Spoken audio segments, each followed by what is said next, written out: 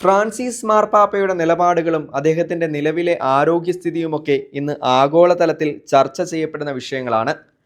പാപ്പയുടെ സുഖവിവരങ്ങളും അദ്ദേഹത്തിൻ്റെ ഏറ്റവും പുതിയ അപ്ഡേറ്റുകളുമൊക്കെ അറിയാൻ ലോകമെമ്പാടുമുള്ള കോടിക്കണക്കിന് ആളുകൾ ഓരോ നിമിഷവും ശ്രമിച്ചുകൊണ്ടിരിക്കുന്നു. ലഭ്യമാകുന്ന പുതിയ വിവരങ്ങൾ പ്രകാരം ഇക്കഴിഞ്ഞ ഞായറാഴ്ച ആരംഭിച്ച റോമൻ കൂരിയായുടെ നോമ്പുകാല ധ്യാനത്തിൽ ആശുപത്രിയിൽ നിന്ന് ഓൺലൈനായി ഫ്രാൻസിസ് മാർപ്പാപ്പ പങ്കെടുത്തു. വത്തിക്കാനിലെ പോൾ ആറാമൻ ശാലയിൽ ഉച്ചകഴിഞ്ഞ് ആരംഭിച്ച റോമൻ കൂരിയായ്ക്കുള്ള നോമ്പുകാല ധ്യാനത്തിൽ പൊന്തിഫിക്കൽ ഭവനത്തിൻ്റെ ഔദ്യോഗിക പ്രഭാഷകൻ ഫാദർ റോബേർട്ടോ പസോളിനി സന്ദേശം നൽകി.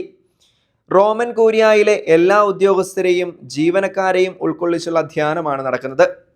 ധ്യാനത്തിൻ്റെ പശ്ചാത്തലത്തിൽ മിക്ക വത്തിക്കാൻ ഓഫീസുകളും കുറഞ്ഞ സമയക്രമത്തിലാണ് പ്രവർത്തിച്ചുകൊണ്ടിരിക്കുന്നത്. ഇതേക്കുറിച്ചുള്ള വിവരങ്ങൾ വത്തിക്കാൻ നേരത്തെ തന്നെ വ്യക്തമാക്കിയിരുന്നു.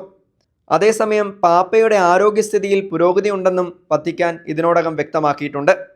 ഇന്നലെ രാത്രി പാപ്പ ശാന്തമായി ചിലവഴിച്ചുവെന്നും പ്രാദേശിക സമയം 8 മണിയോടെ ഉറക്കമുണർന്നുവെന്നും പരിശുദ്ധ സിംഹാസനത്തിൻ്റെ വാർത്താ കാര്യാലയം ഇന്ന് അറിയിച്ചു. ഇന്നലെ ഓൺലൈൻ ധ്യാനത്തിൽ പങ്കെടുക്കുകയും ദിവ്യകാരുണ്യം സ്വീകരിക്കുകയും കപ്പേളയിൽ അല്പസമയം പ്രാർത്ഥനയിൽ ചിലവഴിക്കുകയും ചെയ്തു. ഇക്കഴിഞ്ഞ ഞായറാഴ്ച രാവിലെ വത്തിക്കാൻ സ്റ്റേറ്റ് സെക്രട്ടറി കർദിനാൾ Pietro Parolin, Monsignor Edgar Pena എന്നിവരുമായി പാപ്പ റോമിലെ ജെമെല്ലി ആശുപത്രിയിൽ വെച്ച് കൂടിക്കാഴ്ച നടത്തിയിരുന്നു. ആശുപത്രിയിൽ തന്നെ ശുശ്രൂഷിക്കുന്നവർക്കൊപ്പം പാപ്പ ഞായറാഴ്ച വിശുദ്ധ ബലിയിൽ സംബന്ധിച്ചു.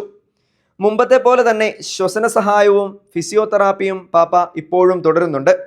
പകൽ സമയത്ത് ഉയർന്ന പ്രവാഹമുള്ള ഓക്സിജൻ തെറാപ്പിയും വൈകുന്നേരം മെക്കാനിക്കൽ വെന്റിലേഷനുമാണ് പാപ്പയ്ക്ക് നൽകുന്നത്.